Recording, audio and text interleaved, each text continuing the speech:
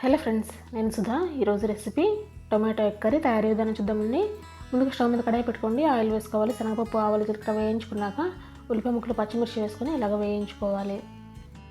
ఈ విధంగా ఉల్లిపాయ ముక్కలు అలానే పచ్చిమిర్చి ఫ్రై చేసుకోండి. పావు టీ స్పూన్ పసుపు వేసుకొని ఇలాగ మిక్స్ చేసుకోవాలి. ఇప్పుడు టమాటా ముక్కలు వేసుకోండి. ఈ విధంగా టమాటా ముక్కలు మిక్స్ చేసుకోవాలి. ఇప్పుడు తగినంత సాల్ట్ వేసుకోండి. ఈ మిశ్రమాన్నందరినీ ఇలాగ మిక్స్ చేస్తూ కుక్ చేసుకోవాలి. ఇలాగా టమాటా ముక్కలు వేయించుకోండి. టమాటా ముక్కలు కొద్దిగా మగ్గాక ఇప్పుడు ఇందులోకి కారం వేసుకోండి. తగినంత కారం వేసుకొని ఈ మిశ్రమాన్ని ఇలాగ మిక్స్ చేసుకోవాలి. సరిపడిన వాటర్ వేసుకోవాలి. ఇలాగా మిక్స్ చేసుకోండి. ఈ వాటర్ను బాయిల్ చేసుకున్నాక ఇప్పుడు ఇందులోకి ఉడికించి పెట్టుకున్న ఎగ్స్ వేసుకోండి. ఒక 10 నిమిషాలు కుక్ చేసుకోవాలి. అంతేనండి, ఎంతో సింపుల్గా టమాటా ఎగ్ కర్రీ రెడీ చేసుకోవచ్చు. చాలా టేస్టీగా ఉంటుంది. తప్పకుండా ట్రై చేయండి.